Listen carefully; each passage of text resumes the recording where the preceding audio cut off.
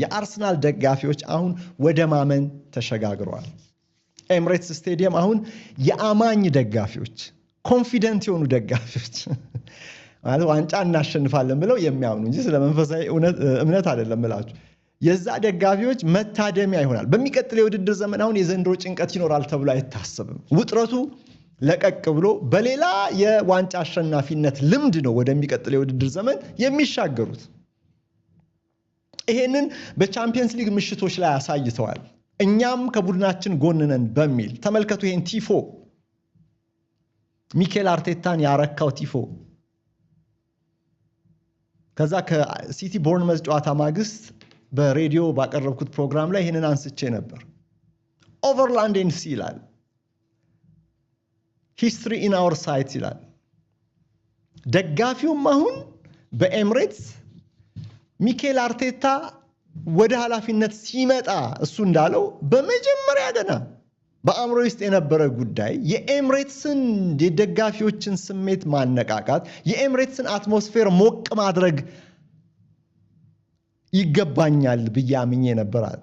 ለዚህ መነሻው ምክንያት ምን መሰላችሁ? ከማንቸስተር ሲቲ ጋር በምክትል አሰልጣኝነት ወደ ኤምሬትስ መጥቶ ከአርሰናል ጋር ተጫውተው ነበር ልክ ሊሾም ከጥቂት ቀናት በፊት እና ያኔ ወደ ኤምሬትስ በመጣው ጊዜ አለ አርቴታ ስቴዲየሙ 50% ነበር የሞላው፣ ግማሽ።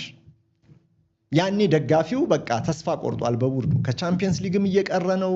7 ዓመት ከቻምፒየንስ ሊግ ርቆ በምድረ በዳ ቆይቷል። እንኳን የሊግ አሸናፊነት እምነት ኮንፊደንስ ሊኖር ይቅርና ቡድኑ ለዛ የሚመጥንም አልነበረም። ደጋፊው ከኤምሬትስ ስቴዲየም እየሸሸ ነበር። ቲኬት ይቆርጣሉ አንዳንዶች፣ ግን ወደ ስቴዲየም አይመጡ። ይህንን ተመልክቷል እና የአርሰናል አሰልጣኝ ተብሎ ሲሾም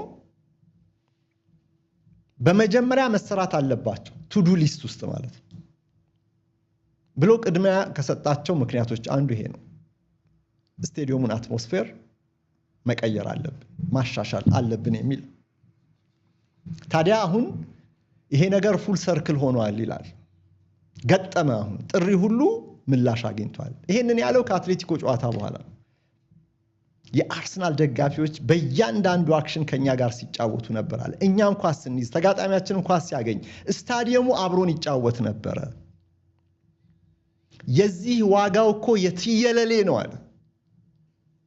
ልትለካው አትችልም። በቃ ቡድኑ የተለየ ሆኗል በዚህ ምክንያት አለ ሚኬል አርቴታ። ደጋፊዎችን ዊፐናይዝ ነው ያደረገው፣ እንደ መሳሪያ ነው የተጠቀመባቸው። እዚህ ጋር 12ኛው ተጫዋች በደንብ ስጋ ለብሶ ነው በኤምሬትስ የታየው። ስለዚህ ኤምሬትስ ለተጋጣሚዎች፣ ለእንግዳ ቡድን ደጋፊዎች ሆስታይል ነው። ይሄ ነው የሚፈለገው። ለእንግዳ ቡድን ተጫዋቾች ይቅርታ፣ የማይመች አስፈሪ እንዲሆን ይፈልጋል ሚኬል አርቴታ። አሁን ምን አለ? ቦክሱ ቲክ ተደርጓል። አሁን ደጋፊው በሚፈለገው ደረጃ ላይ ደርሷል። ራይት የስ። ከዚህ በኋላ ባሉት ዓመታት ግን በዚህ ላይ እንደገና ይህን አጠናክሮ መቀጠል ነው የሚያስፈልገው አለ። መጀመሪያ በአእምሮ የነበረው ይሄ ነበር ብሏል በ2019 ገና ያኔ ሲሾም። አሁን ደግሞ ዋንጫ ከሰጠው ይሄ ደጋፊ አስበው ይበልጥ ወደ ስቴዲየም ይመጣልሃል። ያው የዓመት ቲኬት ተሽጧል። እርግጥ ቲኬት ቆርጦ ማይገባ ስላለ ነው ባዶ ስቴዲየም የሚታየው፣ ወይ በተለያየ ምክንያት ባዶ ወንበር የሚታየው እንጂ ቲኬት እኮ ተሽጧል። ቅድም እንዳልኳቸው አንድ መረጃ ላይ እስከ 100,000 ደርሳል አሉ የአርሰናል የኤምሬትስ የዓመት ቲኬት ጠያቂ ዌቲንግ ሊስት ውስጥ ያለ። ለዚህ እኮ ነው አሁን ሰሞኑን አንድ ዜና ነበረ፣ ይሄንን ከኤምሬትስ በሌላ አዲስ ስቴዲየም ይሄንን ከማጎልበት ይልቅ ሌላ ትልቅ ስቴዲየም ለመገንባት አርሰናል እያሰበ ውይይቶችን እያደረገ ነው። እና ሚኬል አርቴታ ረጅም ጊዜ ዋንጫ ካላሸነፍክ ጥርጣሬ ይበዛል።